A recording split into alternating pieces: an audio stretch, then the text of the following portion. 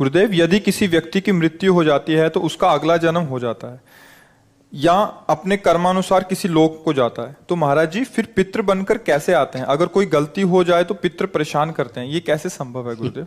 आप ये समझो, आप पितृ नाम दो, भूत नाम दो, कुछ भी नाम दो, अभी जो इनको बताया वो कर्म ही होता है। हमारा कर्म ही होता, कोई हमको परेशान नहीं कर सकता। कोई देवता, कोई भूत, कोई प्रेत, कोई पितर, ये बात गांठ बांध लो, कोई तांत्रिक, कोई सिद्ध। यदि मेरा कर्म गलत नहीं है तो विश्व ब्रह्मांड में किसी की ताकत नहीं है कि वो हमको दंड दे सके, क्योंकि सबका शासन करता भगवान है, ईश्वर है। अगर कोई अपने तप का प्रभाव भी करना चाहे, मान लो तपस्वी है, तो बीच में आके खड़ा हो जाएगा, बिल्कुल वो भजन नहीं करता पर वो निष्पाप है, उसने अपराध नहीं किए, तो किसी न किसी रूप में भगवान आके खड़े हो जाएंगे, उसकी रक्षा कर लेंगे। इसीलिए उनका एक नाम है ईश्वर। संपूर्ण जीवों का शासन उनके हाथ में है और सब जगह विराजमान है। यार मैंने तो भगवान को पुकारा ही नहीं, लेकिन मेरा सब काम बन गया। ऐसा फंस रहा था, ऐसा गिरने वाला था कि मर जाते, ये लोग फंसा लेते। ऐसा कौन बचाया? तुम्हारे अच्छे कर्म, तुम्हारे अच्छे कर्म है, बुरे कर्म नहीं। मैं तो फूंक फूंक कर पैर धर रहा हूं, जब से मुझे हो से कोई गलती नहीं हुई हमसे। हमारी दुर्दशा लोग कर रहे हैं, हमारी दुर्दशा इससे हो रही, उससे, कोई दूसरा नहीं है। बोले तुम्हारे कोई चक्कर है, ऊपरी चक्कर है, लोग ऐसे कहते हैं। वो अरे ऊपरी और भीतरी, केवल तुम्हारे कर्म का चक्कर है, दूसरा कोई नहीं है।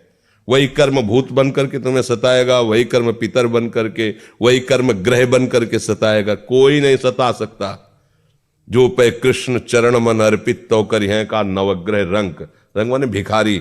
ये भिखारी नवग्रह तुम्हारा बाल बांका भी नहीं कर सकते यदि कृष्ण चरणारविंद में चित्त लगाए हो, और सब ग्रह तुम्हारे अनुकूल है और प्रभु से तुम विमुख हो तो कोई तुम्हारी रक्षा नहीं कर सकता।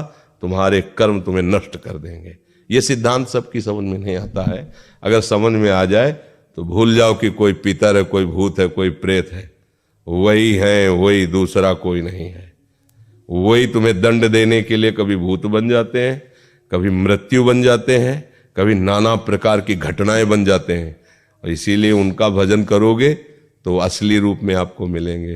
प्रेमानंद स्वरूप, महान सौंदर्य समुद्र, करुणा समुद्र। वही नहीं कहते जो विमुख है, अधर्माचरण करता है, उसके लिए मैं काल रूप भयंकर हूं। भगवान ही कह रहे, मैं उसके लिए भयंकर रूप हूं। देखो, भगवान का ही एकमात्र स्वतंत्र साम्राज्य है। वही बनने वाले, वही बनाने वाले हैं। बस सावधान होकर उनका भजन करो, कोई कुछ नहीं कर सकता।